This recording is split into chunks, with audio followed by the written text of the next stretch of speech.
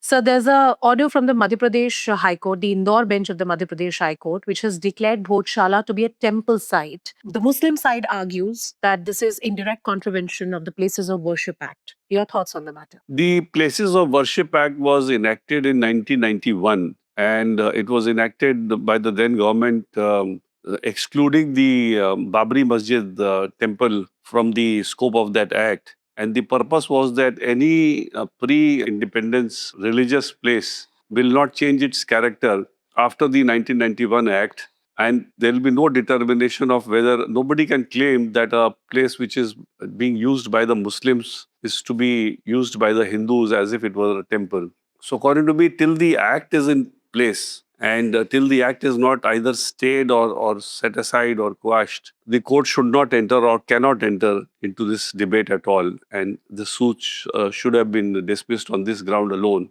But I also feel that the Act itself is unconstitutional. In fact, I've argued this in Supreme Court and I've got notices also issued, because this Act actually has no justification or no legs to stand upon. And that is something which is still pending in the Supreme Court, and we had asked for a stay also there, which stay was not granted. But till the Act is there, or till the Act remains on the statute book, I don't see how any court can get into this controversy to decide that a place which is, considered to be a place for the Muslims can be declared to be a religious place for a different denomination, like for the Hindus or for any other sect. So this was, according to me, completely excluded from determination, which the court has done. And I'm sure the Supreme Court will examine this aspect of the matter when the matter comes here. But this is a complete bar on any court to entertain such a suit or to decide such a claim. So, since the Places of Worship Act continues to remain in the statute books, there is a strong argument, rather a social argument, that old places of worship, especially the temples, need to be reclaimed. Talking about law and constitution, is there any place for such an argument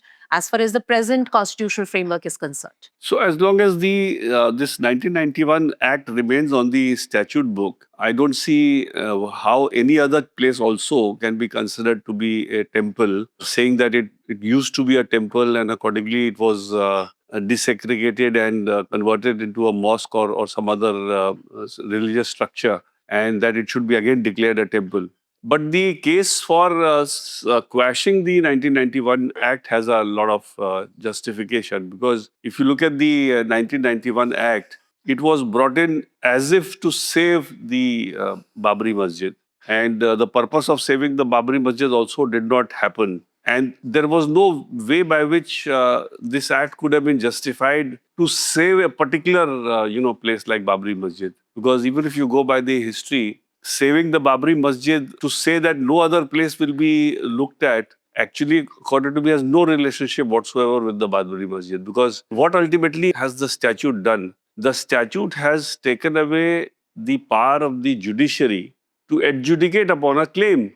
If somebody has a claim or has the substance to make a claim or has the evidence to substantiate in a court of law that this was a temple earlier and it has been now converted into a mosque forcibly, whether he'll be able to prove it or not is a different matter. But as long as he has some material to say that I want to prove this, why should the statute or the parliament bar anybody from even making out that case? Now, the justification given in that act is that you are wanting to stop forcible conversion. Now, the reasoning defies logic completely. Forcible conversion will happen like what happened in the Babri Masjid, where you brought down a mosque and said that we'll build a temple here. Forcible can never be said to be happening under the orders of a court. If the court is wanting to examine whether this should be considered to be a temple or not, and accordingly make a declaration to that effect, that will not be by force, that will only be by law.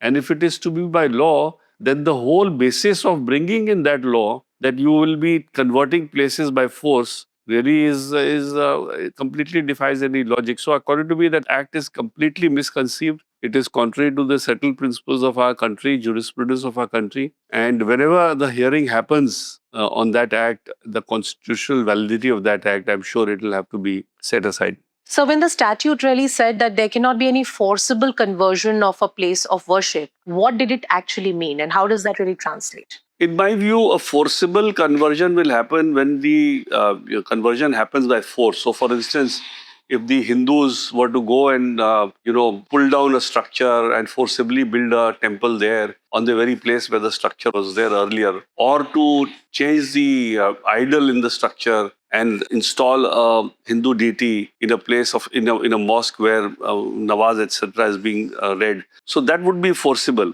Just see what happened in Babri Masjid. The forcible demolition happened notwithstanding the act. But after the forcible demolition of the Babri Masjid, when the court finally ruled in favor of the Hindus, there was no further force used for the purpose of setting up the Hindu temple. It was by a judgment of the court and it was accepted by all communities, and ultimately peacefully the temple was built in Ayodhya, and now it is a very well reputed and a very prestigious temple of our country today. So I don't see what exactly did the statute mean by saying, because it is completely contrary to the spirit of a judicial determination, where after a judicial determination, if the judgment gets accepted or it has to be simpliciter implemented, the recourse to forcible or even using the word forcible conversion in the statute loses its significance. So when you're saying that a court will not determine, obviously you are